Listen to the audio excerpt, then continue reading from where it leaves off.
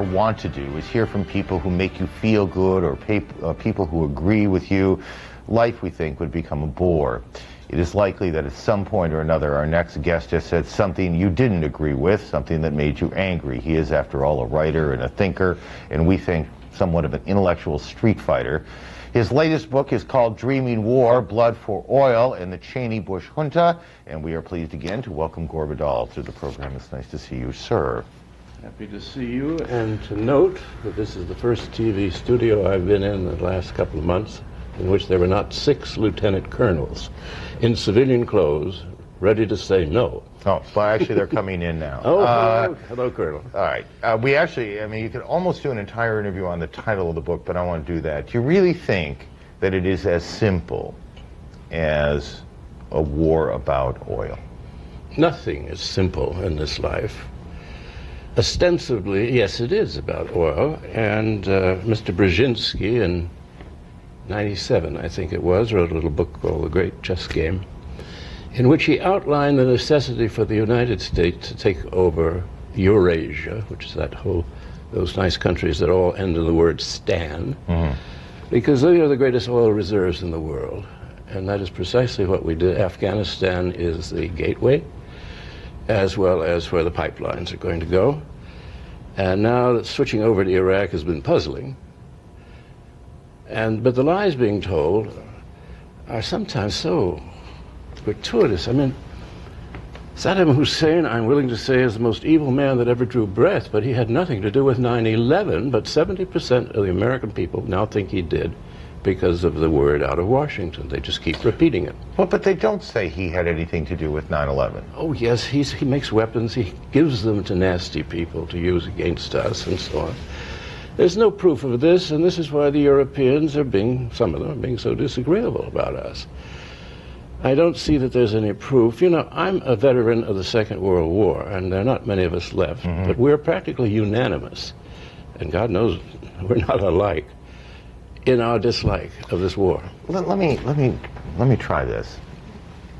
Why is it not, in fact, a great liberal position to take that the people of Iraq live in an incredibly oppressive state under an incredibly vicious dictator, and that in fact the great liberal position would be in the interest of their human rights to liberate them? I will answer with words more beautiful than mine. I have a short sentence from President John Quincy Adams. In the 1820s, he was asked would the United States join with some European powers in getting the Turks to free the Greeks. He said no. And the reason he gave is why one of the colonels asked me, "Where's this guy coming from?" And I said I was against the war. This is President Adams. The United States goes not abroad in search of monsters to destroy. She is a well-wisher to the freedom and independence of all. She is the champion and vindicator only of her own. If the United States took up all foreign affairs, it would become entangled in all the wars of interest and intrigue, which assume the colors and usurp the standard of freedom. She might become the dictatress of the world. She would be no longer the ruler of her own soul, and that is where I'm coming from. I'm not sure, honestly. I don't want to fight with you much. Or Adam. A little bit, I wouldn't mind. Well, he can't. But I'm not sure you really answered the question. So don't answer it historically. Just tell me why the liberal position, a sort of honest liberal position here is not, you have this country, people who are oppressed, who are tortured, killed. We don't even argue about those things. We all agree on it's a bad regime. Why not free those people? Well, what business is it of ours?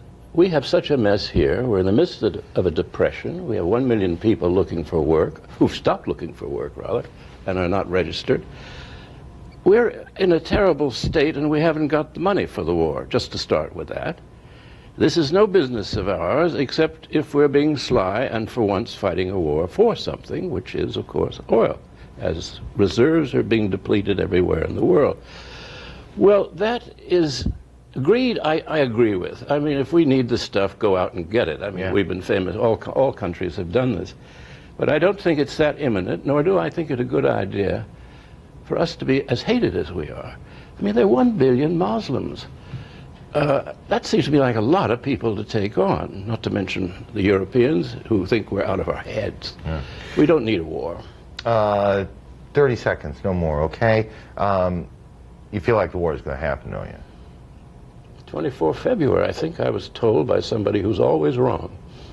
24 February? Yeah. I'll be back from Kuwait by then. I hope. Right. I mean, I think we all hope it doesn't happen, but I think the feeling is it's going down. It's coming along. I've never seen this happen in American history. There's never been anything like it. A president picks an enemy. He knows they're terrorists, connected with terrorism. No proof. Bad people. The world is full of bad people. We're full of bad governments. Yeah. We want to start in Africa, South America, Southeast Asia. You can find plenty of Saddams to go after. I'd rather go after the junta in Washington and replace them. We'll leave it at that. Mr. Vidal, it's good to see you. Good to see you. Get that knee fixed, okay? Another operation. Thank you.